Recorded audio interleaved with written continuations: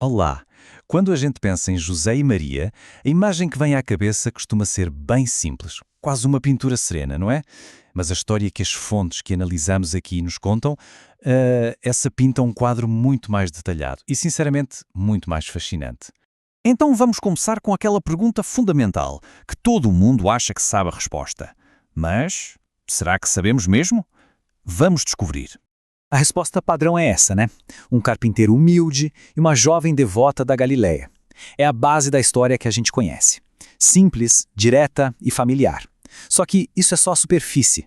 E se por trás dessa simplicidade toda existisse uma verdadeira tapeçaria de linhagens, de culturas e uma escolha super deliberada que moldou um dos eventos mais importantes da história? Pois é, uma análise mais atenta revela uma profundidade que muitas vezes passa batido. Então, vamos mergulhar nisso. Vamos além do que é comumente conhecido para explorar o retrato bem mais complexo que o material de origem nos oferece. A grande sacada para entender a história deles é que a sua formação não foi um acaso, de jeito nenhum.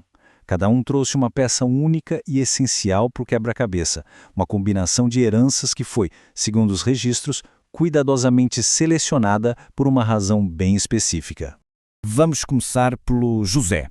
O material que analisamos usa uma frase muito, mas muito poderosa para descrevê-lo, uma que já define de cara a sua identidade fundamental. Hebreu dos Hebreus. Olha, isso não é só uma descrição casual, sabe? É uma designação com um peso histórico e cultural gigantesco. Mas o que isso quer dizer na prática? Ser um hebreu dos hebreus significava que José estava profundamente enraizado na tradição, na cultura e na fé do seu povo, desde a origem com Abraão. Ele era basicamente a personificação dessa herança profunda. E é aqui que as coisas ficam surpreendentes. Ao contrário do que muita gente assume, os registros afirmam com todas as letras que José não era descendente direto de figuras da realeza como Davi ou Salomão. A linhagem dele não era real, pelo menos não no sentido tradicional que a gente pensa. Em vez disso, a nobreza dele vinha de outro lugar. A família dele pertencia a uma longa linhagem do que a fonte chama de nobreza do povo comum. Eram artesãos, construtores, pessoas que criavam com as próprias mãos. Uma linhagem de gente forte e trabalhadora. O próprio José era um tecton, um termo grego que significa muito mais do que apenas carpinteiro. Pensa num mestre artesão, num construtor, alguém com uma habilidade e precisão incríveis. Ele chegou até a se tornar um empreiteiro. Ou seja, era um profissional respeitado e muito qualificado. Certo? Agora vamos para Maria e ver como a história dela se complementa e ao mesmo tempo contrasta com a de José de uma forma notável. A herança dela conta uma história completamente diferente. E aqui está o grande diferencial.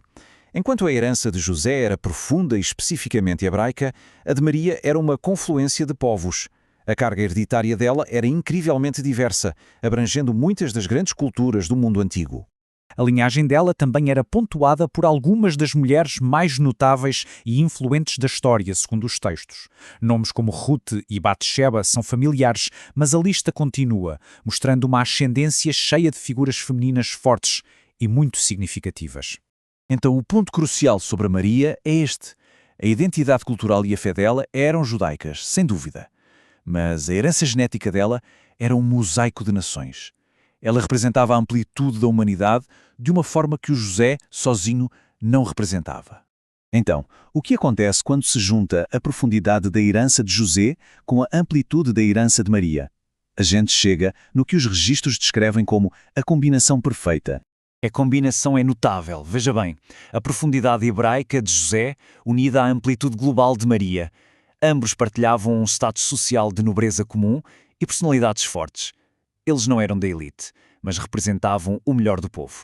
E por que essa combinação? A análise nos dá uma razão direta. O objetivo era que Jesus aparecesse como um homem comum, acessível às pessoas comuns.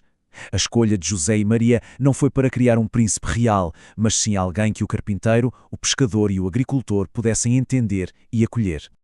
Ok, vimos os detalhes, mas qual é a grande conclusão? Por que é que esta visão mais profunda da ascendência deles realmente importa? Em suma, a união deles foi simbólica, representou a fusão de uma tradição antiga e profunda com a diversidade e a amplitude do mundo todo. Em José e Maria, a história de uma nação específica se encontrou com a história de todas as nações. Isso nos deixa com uma pergunta final. Pensar em José e Maria não como figuras de vitral, mas como pessoas reais com uma herança rica, um artesão de uma longa linhagem de construtores e uma mulher com o sangue de múltiplas nações correndo nas veias, como é que isso muda a nossa compreensão da história que se desenrolou a partir deles? A resposta pode transformar a forma como vemos tudo. Obrigado por nos acompanhar nesta análise.